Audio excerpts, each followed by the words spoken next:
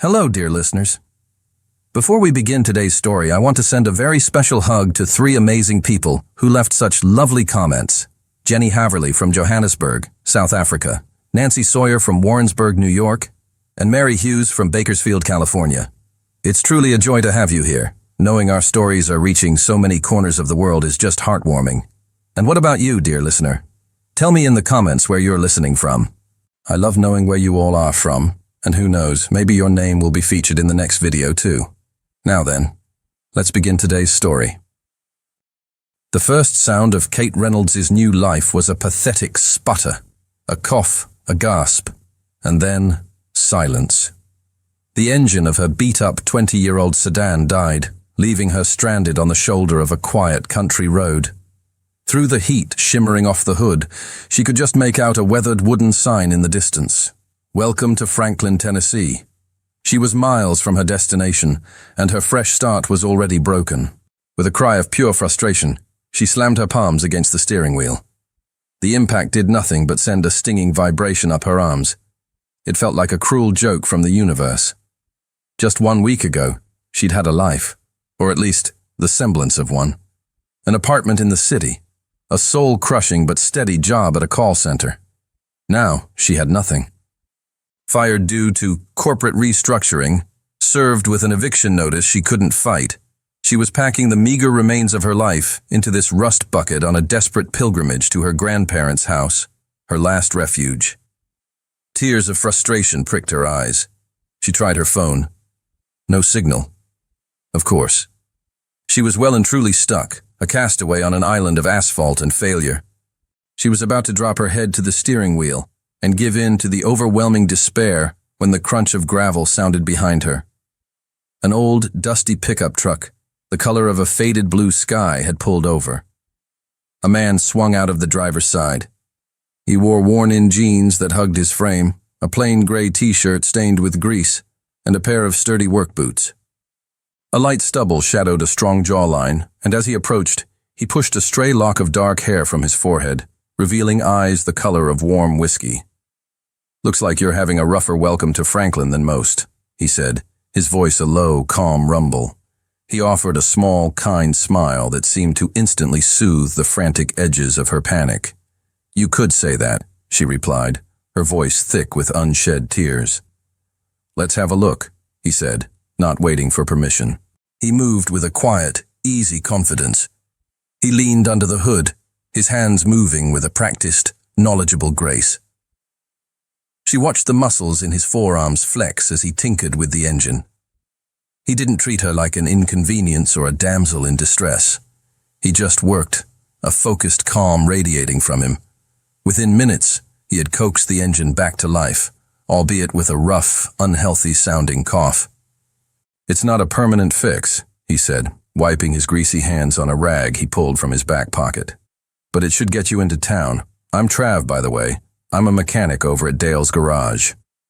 "Kate," she said, a wave of genuine gratitude washing over her. "Thank you. You're a lifesaver." "Just being neighborly," he replied. "Where are you headed?" It turned out her grandparents' house was just a few blocks from his workshop. He insisted on following her in his truck. "Just to make sure she makes it," he said. The gesture was so simple, so unexpectedly thoughtful, it made her heart ache a little. When she finally pulled into the driveway of the small, welcoming house, he stopped his truck at the curb. He got out, walking over to her window as she cut the sputtering engine. He leaned down, his gaze holding hers. The setting sun caught in his eyes, making them glow. There was an intensity there, a depth that went far beyond that of a simple country mechanic. It was a look that made her feel seen, truly seen, for the first time in a very long time. "Welcome to Franklin, Kate," he said, his voice soft. "I hope the town treats you better than your car did." He gave her one last small smile, then turned and walked back to his truck, leaving her sitting in the sudden silence. Her new life had started with a breakdown, but as she watched him drive away, she felt a strange, unfamiliar flutter of hope. For the first time, she was profoundly grateful that her car had broken down. The next morning, Kate found Dale's garage tucked away on a quiet side street. It wasn't a sleek, modern auto shop. It was an old, cavernous barn of a building that smelled of oil, metal, and honest work. The sound of a wrench clanking against steel echoed from within. She found him underneath a classic 1967 Ford Mustang, the iconic body of the car raised on a lift. He was completely absorbed, his brow furrowed in concentration, his arms covered in a fresh layer of grease. The sight of him so focused, so passionate about the intricate mechanics of the machine, was unexpectedly and powerfully attractive. He wasn't just fixing a car. He was communing with it. "Morning," she said, her voice making him startle slightly. He slid out from under the car on a wheeled creeper and sat up, a grin spreading across his face when he saw her. "Hey there, broken-down stranger. Knew you'd find your way." While he worked on her car, they talked. The conversation was as easy and natural as if they'd known each other for years. She told him about her call center job, the endless parade of angry customers, and the soul-crushing feeling of being a faceless voice on the phone. She confessed her dream of being a writer, of creating worlds with words instead of just repeating a script. He listened, truly listened, asking thoughtful questions. In turn, he spoke of his own past, though in vague, carefully chosen terms. He talked about his passion for classic cars, for the simple, tangible satisfaction of taking something broken and making it whole again with his own two hands. "I got tired of the rat race," he said, tightening a bolt on her engine. "Decided to quit my family's business and do something real for a change." The phrase, family business, was delivered so casually, she pictured a small hardware store or a local construction company. He seemed so genuine, so grounded and completely removed from the world of corporate ambition she had just escaped. He was the most authentic person she had ever met. He charged her a ridiculously low, symbolic price for the repair, waving off her protests with a simple, "Welcome to the neighborhood." Just as he was wiping his hands, a phone buzzed quietly from the pocket of his jeans. The ringtone was a discreet, low hum, not the loud chime she would have expected. He pulled it out, his brow furrowing as he glanced at the screen. He turned away from her, taking a few steps toward the back of the garage for privacy. The relaxed, easygoing posture of Trav, the mechanic, vanished, replaced instantly by a subtle, almost imperceptible straightening of his shoulders. A quiet authority settled over him. His voice was low, but in the cavernous quiet of the garage, she caught fragments of the conversation. The tone was what struck her. It was the voice of a man used to giving orders, a voice that expected to be obeyed. "No, postpone the board meeting," he murmured, his back still to her. "I'll handle the Tokyo merger on Monday. My decision is final." He ended the call and stood there for a moment, his shoulders still tense. Then, he took a visible breath, and the tension seemed to melt away. He turned back to her, the relaxed, friendly smile of Trav returning to his face, but it didn't quite reach his eyes this time. There was a shadow there, a flicker of a world she couldn't see. A dozen questions bubbled up in Kate's mind. Board meeting? Tokyo merger? It didn't fit. It didn't make sense. "Tokyo merger?" she asked, trying to make the question sound light, casual, as if she were only half listening. He met her gaze, and for a fraction of a second she saw a flash of something in his eyes, a flicker of conflict, of a man weighing his words. He broke eye contact, his attention suddenly focused on a stray wrench on the workbench. "My family has business," he said, his voice dropping to that same low, serious tone she'd overheard. "It's complicated. I try to stay out of it, but sometimes they pull me back in." He offered no more. He picked up the wrench, his focus now entirely on the tool in his hand, leaving a dense, heavy silence hanging between them in the oil-scented air. It was a clear, unspoken signal. Do not ask more. Kate didn't push. But as she drove away from the garage, her car running smoother than it had in years, a seed of curiosity had been planted. It was a seed that had a name. The mysterious, complicated family of Travis Davis. A week later, Travis found Kate on her grandparents' front porch, staring at her laptop screen with a look of pure, unadulterated frustration. A single lonely paragraph sat in the middle of a blank white page. Writer's block? He asked, leaning against the porch railing with a knowing smile. It's more like a writer's fortress, she sighed, closing the laptop with a snap. I can't get past the wall. Every idea I have feels stale and recycled. You're still thinking in city terms, he said, his eyes twinkling. Too much concrete in your head. Come on, I'm going to show you how life works in Franklin. He didn't take her to a local landmark or a quaint cafe. He drove his old pickup truck down a series of winding dirt roads until they arrived at a sprawling ranch owned by a friend of his. The air smelled of hay, earth, and the sweet scent of wildflowers. The afternoon became a charming, hilarious montage of Kate's country education. Travis, with a patience that was both amusing and incredibly endearing, taught her how to approach a horse without spooking it, how to hold the reins, and how to gently guide the massive, gentle creature on a slow walk around the pasture. He stood close behind her, his hands briefly covering hers on the reins to adjust her grip. The accidental brush of his fingers against hers sent a jolt of warmth through her that had nothing to do with the afternoon sun. His voice was a low, steady murmur in her ear, and she was acutely aware of his solid presence at her back. Later, he dared her to try milking a cow. The attempt ended, predictably, in disaster, with her managing to spray a stream of warm milk directly onto his t-shirt. The initial shock on his face quickly dissolved into a deep, rumbling laugh, a sound so genuine and infectious that she couldn't help but join in, their shared laughter echoing across the open fields. In that moment, surrounded by the simple, earthy reality of the farm, the last vestiges of her city stress seemed to melt away. As the sun began to dip below the horizon, casting long, golden shadows across the land, they sat on the worn wooden steps of the ranch's main house, sipping cold lemonade.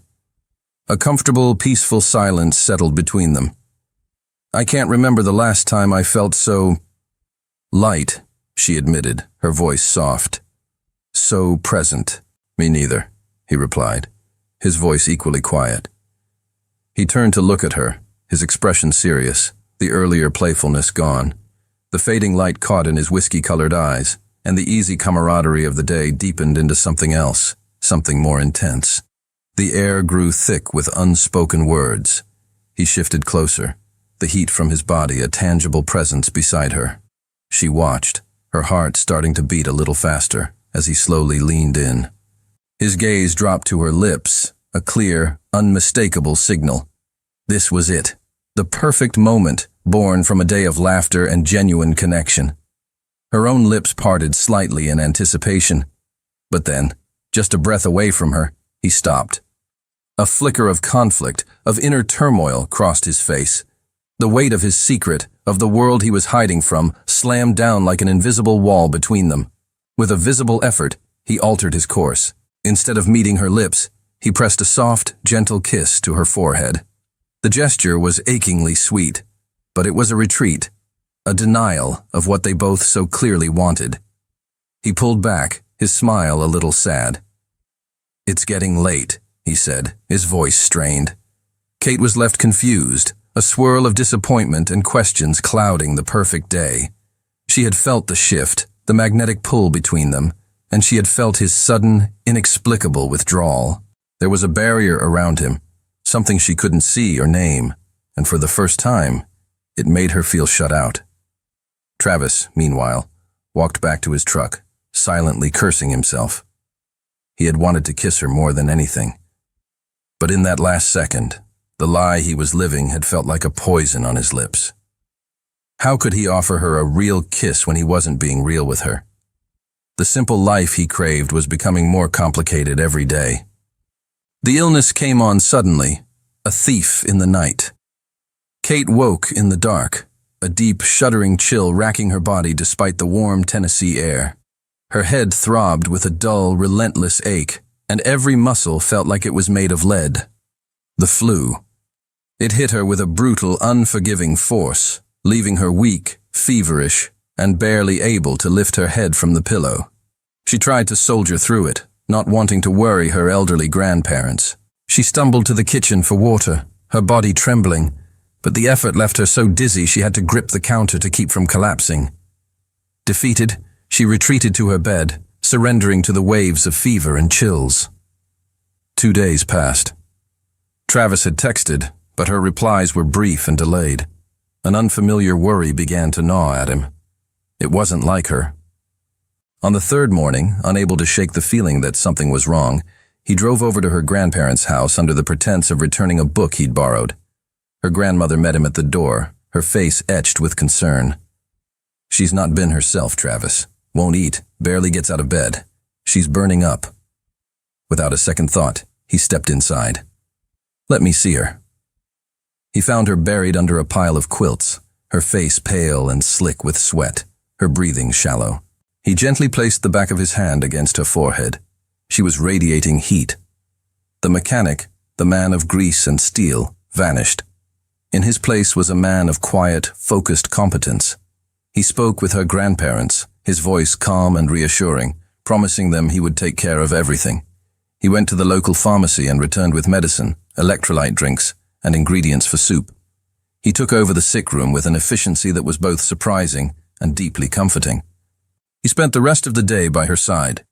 He coaxed her to drink, made sure she took the medicine on schedule, and sat in a chair by her bed, a silent, steady guardian. When she grew restless, he picked up the book she'd been trying to read and began to read aloud, his low, rumbling voice a soothing balm on her frayed nerves. He wasn't just being kind, he was being devoted. That night, the fever peaked. Kate drifted in a disorienting, feverish haze, caught between waking and dreaming. In her delirium, old anxieties surfaced, whispering of failures and abandonment. "Not good enough," she mumbled, her voice a faint, broken whisper as she tossed her head on the pillow. "Everyone always leaves." Travis, who had been keeping vigil in the dimly lit room, heard her. He thought she was dreaming of her ex-boyfriend, of the life and the job she had lost. His heart clenched, with a fierce, protective ache. He leaned forward and gently took her hand, his own large, calloused hand, enveloping hers. "You are more than enough, Kate," he whispered, his voice raw with an emotion he made no attempt to hide. He believed she was asleep, that he was speaking into the void of her fever dream, and so the truth came out, pure and unfiltered. "You're everything." He squeezed her hand gently, a silent, powerful promise. "And I'm not going anywhere." In the depths of her fever, floating in the hazy space between consciousness and dream, Kate heard him. The words weren't just sounds, they were anchors. They cut through the fog of her illness and settled deep in her soul, a profound comfort that was more potent than any medicine. They were a promise. But as she drifted back toward sleep, a single persistent question echoed in her mind. Who was this man? This gentle, grease-stained mechanic who cared for her with such fierce devotion and made promises like he had every right in the world to keep them. A few days later, the fever had broken, leaving Kate weak but clear-headed. She was sitting on the front porch swing, wrapped in a quilt, the new sketchbook Travis had given her resting unopened in her lap. She was trying to soak in the gentle afternoon sun when a sleek black sedan purred to a stop down the street. It was the kind of car that didn't belong in Franklin, a silent, expensive predator that screamed big city. A woman emerged from the driver's side. She was impeccably dressed in a tailored pantsuit, her posture radiating an aura of power and barely concealed stress. She stood on the sidewalk for a moment, her gaze fixed on the simple, rustic sign of Dale's Garage across the street. Her expression was a complex mixture of disapproval, sadness, and weary resignation. After a moment's hesitation, she squared her shoulders and walked purposefully into the workshop. Kate's curiosity was piqued. It wasn't simple nosiness. It was a genuine, protective concern for Trav. That woman was not a customer. She didn't fit. On a sudden impulse, Kate stood up. She went inside, poured a cup of coffee into a travel mug, and headed across the street. It was the perfect, friendly pretext. Just bringing a coffee to the guy who took care of me. As she neared the large, open bay door of the garage, she heard voices from within. They were raised, not in a shout, but with the sharp, strained edge of a serious argument. She stopped instinctively just outside the entrance, hidden from view, not wanting to interrupt what was clearly a private and deeply personal confrontation. The woman's voice, Helen's she would later learn, was firm, but frayed with exhaustion. "I can't do this anymore, Travis. The board is pressuring me for a stock sale your father would have despised. The Singapore team is threatening to strike if they don't get clear leadership. And I'm tired. I spend my nights staring at your father's portrait, asking what he would do, and the only answer I ever get is, 'Where is my son?'" Travis's voice, when he replied, was tense, tight, almost unrecognizable. "Mother, I asked for time, 6 months. That was the agreement." "Time for what?" Helen's voice cracked, the sound of a heart breaking. "To hide here, covered in grease, while the empire he gave his life to build starts to crumble? He missed your baseball games, your birthdays. He worked himself into an early grave to give you a legacy, Travis, not a cage you could just run away from. I'm not asking you to be him. I'm asking you to honor his sacrifice, take your place." There was a heavy, weighted silence. Then Travis spoke again, his voice lower now, laced with a pain that was raw and deep. "And what if his place isn't mine? I spend my days in here, Mom, and for the first time since he died, I feel like I'm building something real, something I can touch. I need this. I need to know that I'm more than just a surname on a shareholder report."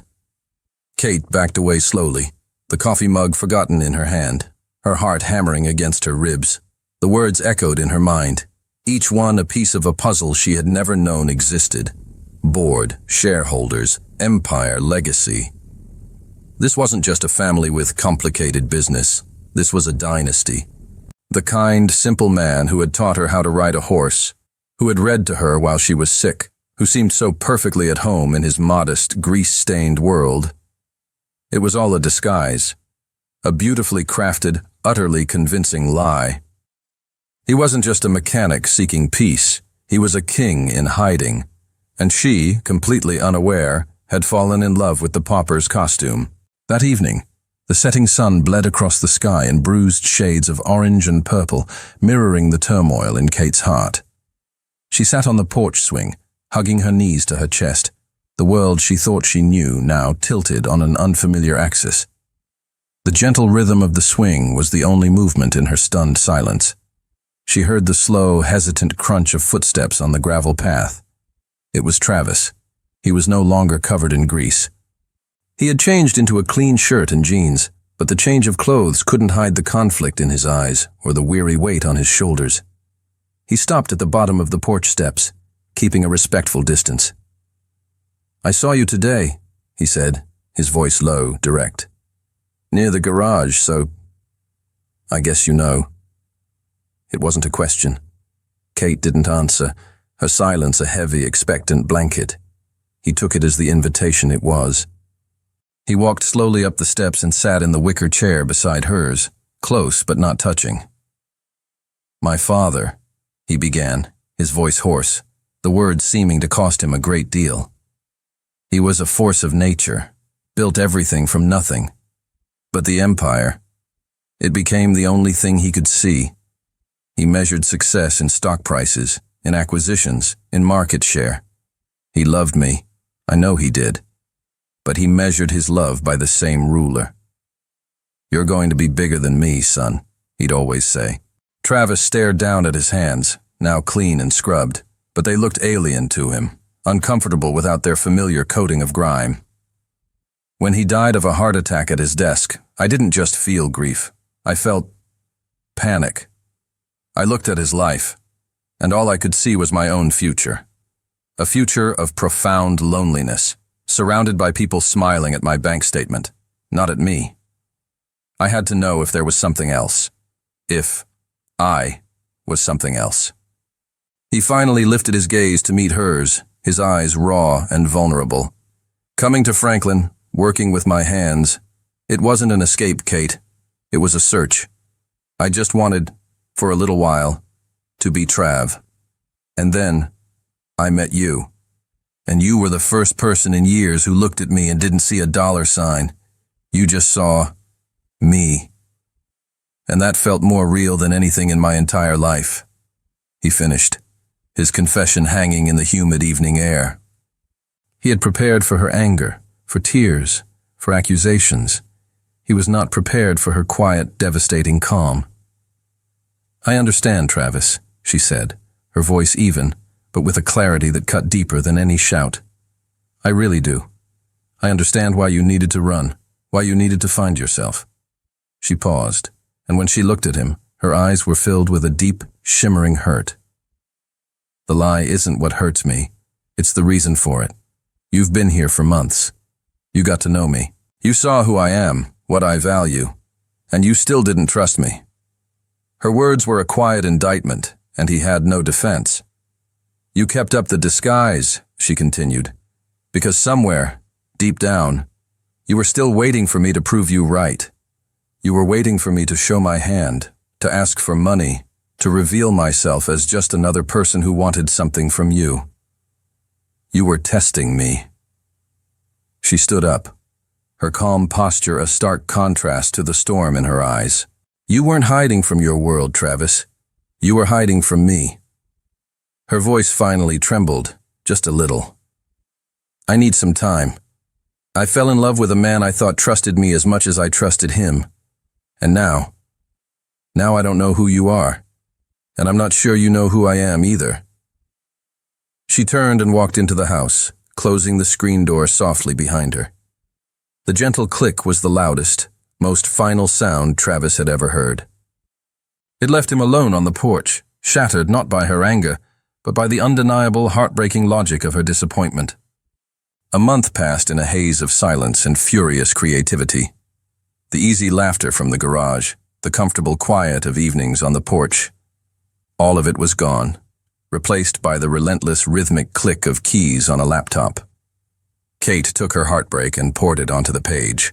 The confusion, the hope, the anger, the deep aching disappointment, it all became fuel.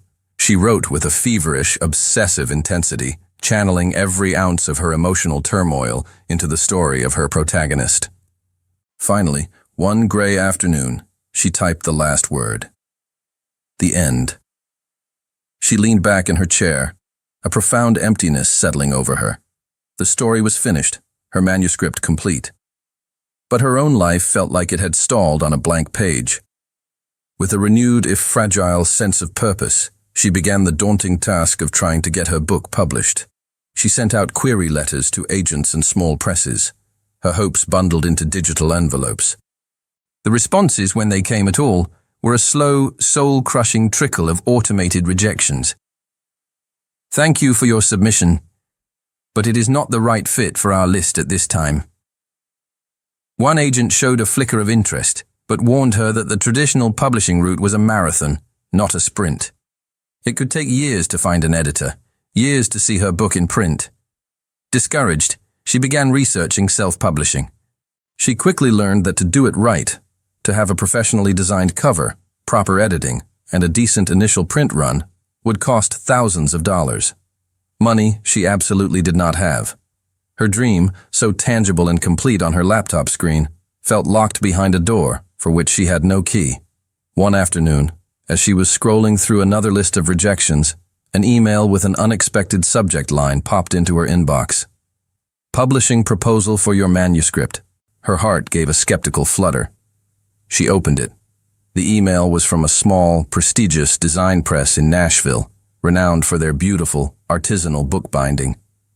The message was concise. They had read the synopsis and first chapter of her novel, which she had posted on a local writer's blog, and had been utterly captivated. Then came the part that made her breath catch. They informed her that an anonymous benefactor, a patron of the arts who wished to support emerging local talent, had made a substantial donation to their press. The donation was specifically earmarked to cover the full, end-to-end costs of designing, editing, printing, and distributing a first-run edition of 2,000 copies of her book. The donor's single, emphatic condition was that their name was to be kept in the strictest confidence. They were never, under any circumstances, to be revealed to her.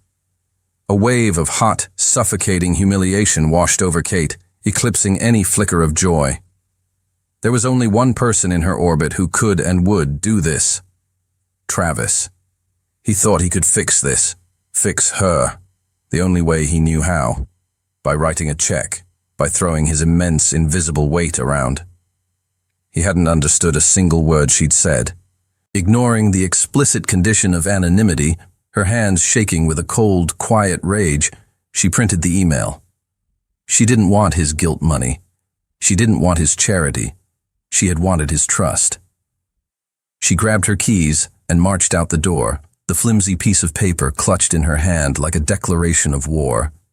She was going to make it clear, once and for all, that her dream was not for sale. The bell above the door of the garage chimed, a sharp, lonely sound in the quiet afternoon. Travis was sanding a piece of reclaimed wood, the fine dust coating his arms. He looked up, and a hopeful light sparked in his eyes when he saw her, a light that was instantly extinguished by the thunderous expression on her face. She didn't raise her voice. She didn't have to. Her anger was a cold, controlled force. She walked to the workbench and slapped the printed email down between them. "I can't accept this, Travis," she said, her voice low but unwavering. He looked from her face to the paper, a deep line of genuine confusion forming between his brows. "Accept what? Kate, what are you talking about?" "The donation," she said, a knot of frustration tightening in her throat. "The anonymous benefactor for my book. I know it was you. I appreciate the gesture. I really do. But I don't want my dream to be funded by your guilt. I told you I needed to do this myself." The sincerity of his confusion was disarming. He picked up the paper, his eyes scanning the words.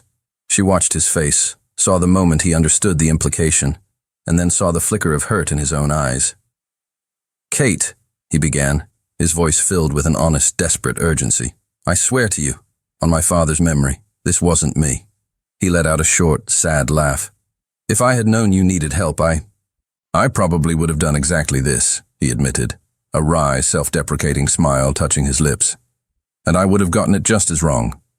But it wasn't me." Before she could process his denial, the bell chimed again. It was Helen. She had been on her way to visit her son, a tentative step toward mending their own fractured relationship. She stopped in the doorway, her experienced eyes immediately sensing the palpable tension between them. Her gaze fell from Travis's conflicted face to Kate's angry one, and then to the printed email on the workbench. "Ah," she said softly, a look of profound understanding dawning on her face. "It seems my anonymity didn't last very long."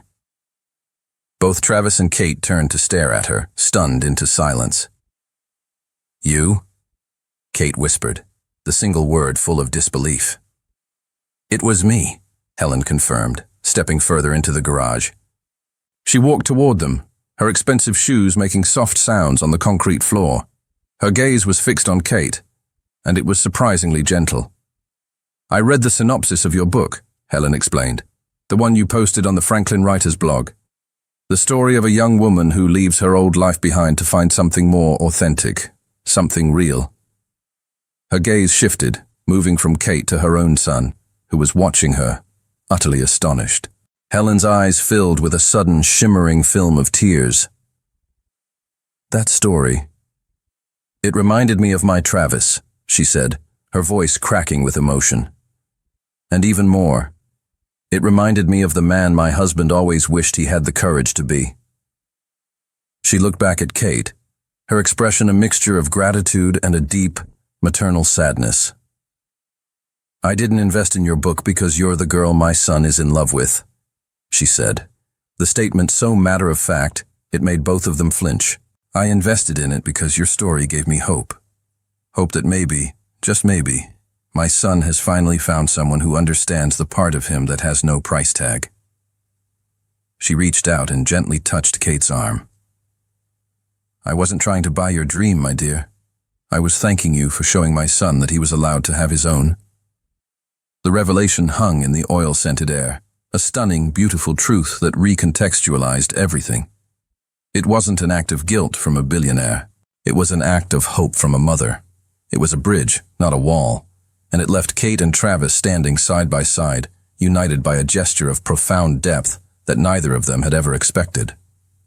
After Helen left, a new kind of silence settled over the workshop. It wasn't the heavy, angry silence of before, nor the awkward silence of strangers. It was a quiet space of reflection, thick with the weight of the revelation that had just unfolded. Kate, still reeling, was the first to speak. Her voice was low, sincere, stripped of all its earlier anger. "Travis, I'm sorry," she said, looking at the worn wooden workbench between them. "I accused you, unjustly." He shook his head immediately, closing the distance between them until he stood on the other side of the bench. "No, Kate, you have nothing to be sorry for. You assumed the logical thing based on the man I showed you I was. This is my fault." He leaned his hands on the bench, his gaze fixed on hers, his vulnerability a raw, open wound. "When you said I was testing you, you were right. I didn't see it then, but you were. I was so consumed by my own fear of being used again, so focused on the past, that I couldn't see the incredible, honest person standing right in front of me." His voice dropped, full of a self-awareness that was painful to witness. "I wasn't doubting you, Kate. I was doubting that something this good could possibly be real. And that's my failing, not yours." His complete and total ownership of his mistake, his refusal to let her share the blame, disarmed her completely. The last of her anger dissolved, replaced by a wave of empathy. For the first time, she saw past the billionaire and the mechanic, and saw the man, burdened by his own scars. "So," she said, her voice a little stronger now, a flicker of a challenge in her eyes as she finally met his gaze. "What do we do now?" The question was not about the book. It was not about his mother's money. It was about them. He understood the challenge implicit in her words. This wasn't forgiveness, not yet. It was a door, cracked open just enough for him to prove he could be the man she deserved. A slow, genuine smile, the first she had seen in over a month, spread across his face. It was a smile of pure, unadulterated hope. "Okay," he agreed, his voice firm. "No more secrets, no more half-truths."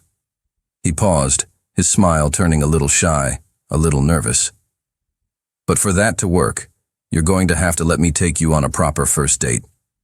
For real this time." The proposal hung in the air. It wasn't a grand, sweeping solution. It was something much smaller and much more meaningful. It was a quiet, honest request for a new beginning, a chance to start over, from scratch, with all the cards on the table. The following evening, Kate waited on her grandparents' porch, a nervous flutter in her stomach. She had no idea what to expect. A limousine? A helicopter whisking her away to a 5-star restaurant in Nashville? The possibilities that came with his reality were dizzying. Instead, a familiar welcome sound filled the quiet street. It was the low, throaty rumble of the 1967 Ford Mustang. It pulled up to the curb, but it was transformed. The car, which had once been a work in progress, a symbol of his disguise, was now impeccably restored. Its deep blue paint gleamed under the twilight sky, the chrome polished to a mirror shine. It was no longer just a mechanic's project. It was a masterpiece. It was the first tangible proof that he could merge his two worlds. He got out, not in a suit, but not in his grease-stained work clothes either. He wore dark jeans, a simple, well-fitting black shirt, and the same kind smile he'd had the day her car broke down. He didn't take her to a fancy restaurant. He drove them out of town, up a winding road that led to the top of the highest hill in Franklin County. There, silhouetted against the star-dusted sky, stood an old, abandoned observatory, its dome a dark half-sphere against the heavens.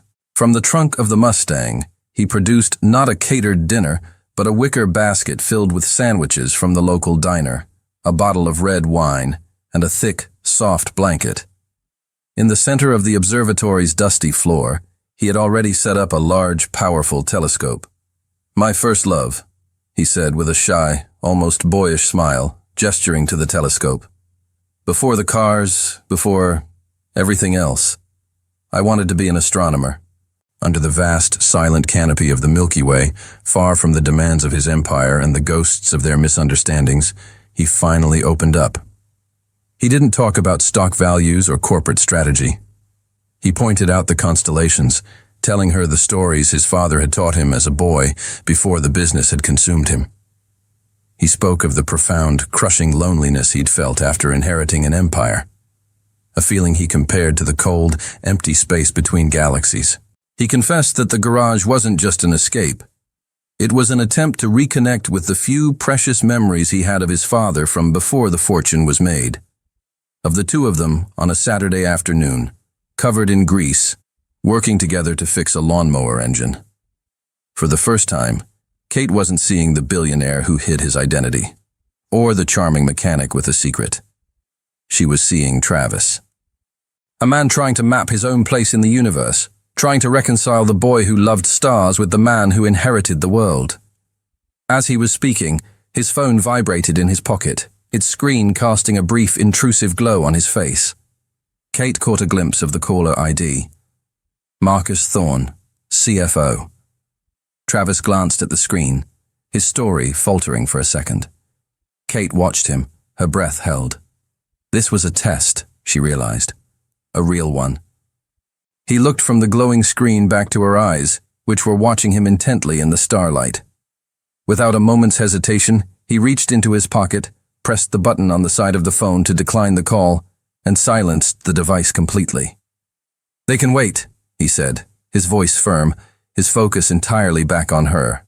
The gesture was simple, but its significance was monumental. It was the first time he had consciously, unequivocally chosen her over the demands of his other life. The final, invisible barrier between them seemed to dissolve into the cool, star-filled night. Weeks after their real first date, a new, fragile reality had taken root. Their relationship was a secret garden they tended in the small town of Franklin, a world away from the pressures of his other life. But they both knew it couldn't last forever. One afternoon, Kate watched from the doorway of his bedroom as he packed a sleek leather suitcase. The sight sent a pang of anxiety through her. "Are you sure you have to go back?" she asked softly. He turned, his face etched with a heavy resignation. "I have to," he said, his voice tired. "My mother, the board, my father's legacy. I can't just abandon it all. It's my responsibility." He crossed the room and took her hands, his grip tight. "But this is temporary. I'll find a balance. I promise. I'll fly back every weekend." He returned to New York and stepped back into the role of Travis Davis, the formidable CEO. He was brilliant, decisive, and commanded every room he entered. The business world celebrated the return of its prince. But Kate, watching from afar, saw a different story. In the society pages and business journals online, she saw photos of him at galas and board meetings. He looked exhausted. The light she had seen in his eyes at the observatory was gone, replaced by a familiar, haunted look. The look of his father. The promised weekends began to falter. A board meeting emergency one week, an unexpected crisis in the Asian market the next. The calls became shorter, filled with the weary stress of his corporate life. Kate tried to be understanding. She truly did. But a cold dread was beginning to settle in her heart. The empire he had gone back to honor was consuming him, just as he had always feared. One night, they were on the phone, his voice so strained and distant, it felt like he was calling from another planet, not just another state. "I miss you, Trav," she whispered, the ache in her voice palpable. There was a pause on the other end of the line, filled with the static of a bad connection and a world of regret. "I miss you too, Kate," he finally replied, and the defeat in his voice was like a physical blow. "More than you can possibly imagine." She hung up the phone with a painful, sinking certainty. She was losing him. Not to another woman, but to the ghost of his father, to the relentless, soul-crushing weight of an empire he had never wanted. Late one Tuesday night, Helen Davis let herself into the silent, cavernous executive suite of the Davis Corporation. She found her son exactly where she knew she would, exactly where she had found his father for 35 years. He was hunched over his massive desk, the glow of a laptop screen casting long, tired shadows across his face. He was surrounded by stacks of reports, a lone glass of whiskey sweating beside his hand. He was the perfect image of the king in his lonely castle. "Travis," she whispered from the doorway. For a terrifying, heart-stopping second, the man who looked up was not her son, but her late husband. The same exhaustion, the same haunted look in his eyes. The momentary confusion shook her to her core. He blinked, surprised to see her. "Mother, what are you doing here?" She walked into the room and sat in the leather chair opposite his desk, her expression filled with a deep, profound sadness. "I asked you to come back," she began, her voice quiet but firm. "I asked you to honor your father's legacy, and I was wrong." Travis stared at her, utterly shocked. "What?" "I spent my entire marriage competing with this office," she said, gesturing to the room around them. "I loved your father, but I lost him to this company long before his heart gave out. I would sit at home waiting, while he was here, chasing one more deal, one more zero on the balance sheet." Her eyes filled with tears, tears she had held back for years. "I see you now, and I see the same shadow falling over you. I see you becoming him. And I cannot bear to watch another man I love sacrifice his happiness on this altar of ambition." She reached across the desk and took his hand, her grip surprisingly strong. "Your father built all of this because he was terrified of the poverty he grew up in. He wanted to give us security. But in the end, his greatest fear was that he had only succeeded in building a gilded cage. He told me once, near the end, that his biggest regret was not the deals he lost, but the baseball games he missed." She looked him directly in the eye, her love for him a fierce, protective force. "The greatest legacy you can give your father isn't to run his company into the ground with your own misery. It's to have the courage to be happy. The courage he never found for himself." She squeezed his hand. "Go, my son. Go back to your life. Go back to her." The permission, the blessing from the one person he felt he owed this sacrifice to, was the key that unlocked his cage. He looked at the empire spread out before him, the reports, the global markets, the endless responsibility.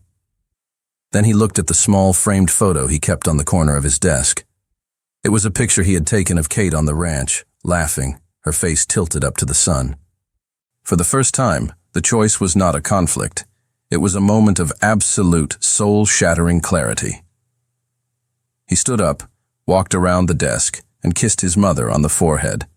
Then, he grabbed his coat, and without a single look back at the empire he was leaving behind, he walked out of the office. The night of her book launch, the small, independent bookstore in downtown Franklin was buzzing with an energy it hadn't seen in years. The entire town, it seemed, had come out to support her. Her grandparents stood in the front row, their faces beaming with a pride so pure it made Kate's heart ache. She stood at a small podium, the finished book, her book, in her hands.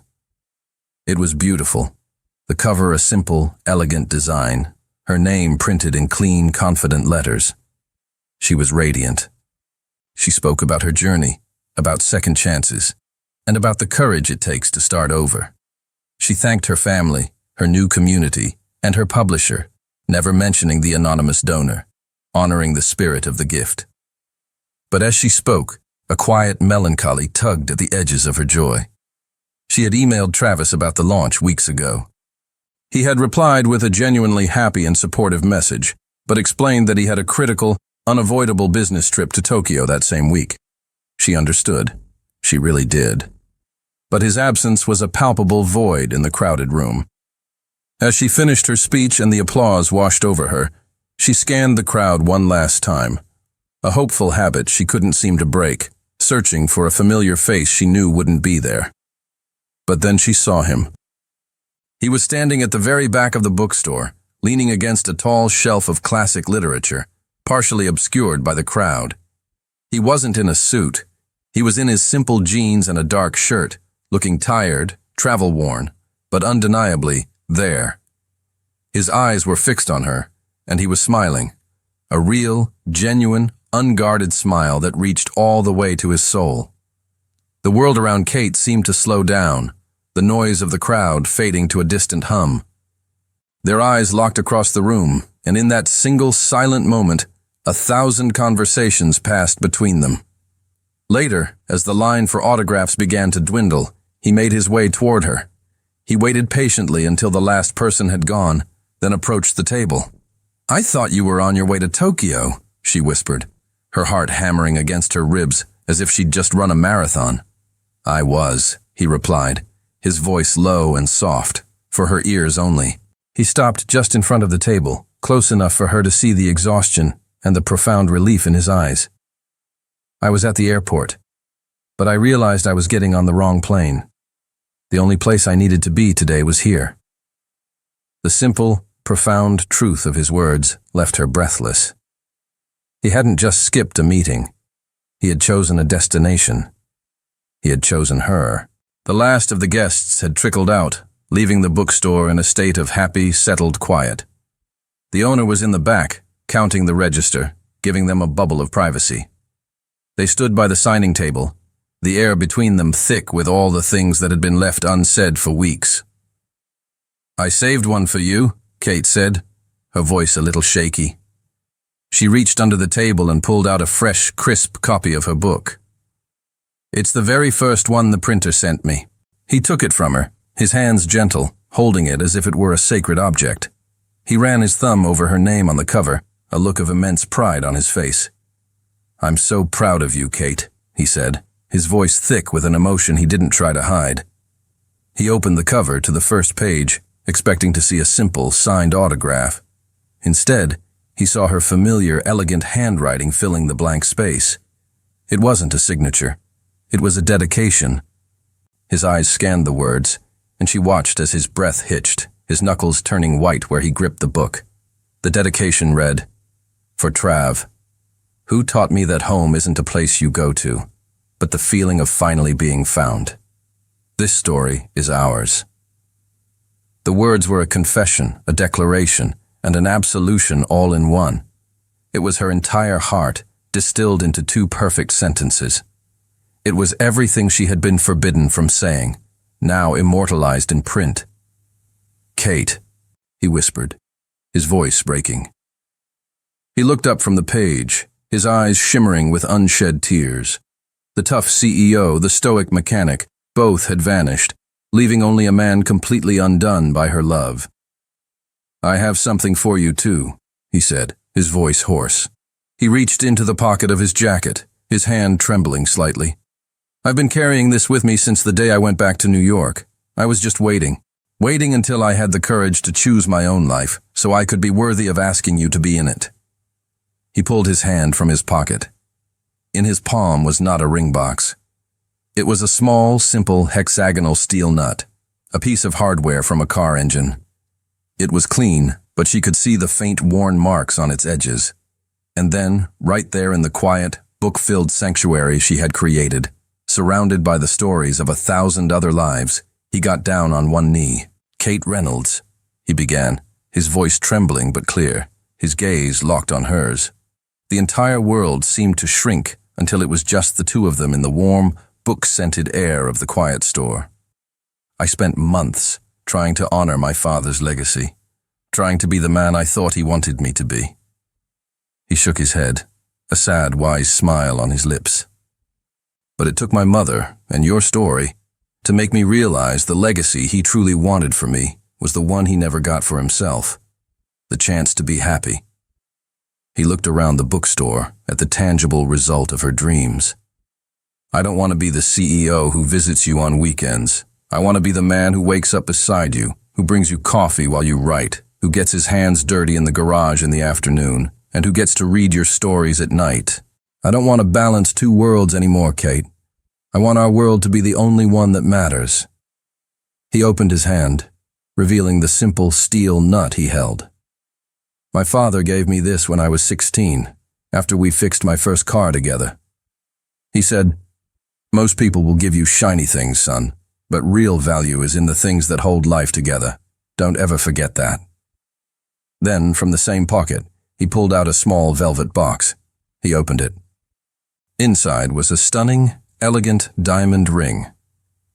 "The diamond is a promise for our future," he said, his eyes shining with tears. "A future of first-class flights and quiet country nights. A future where we build things together."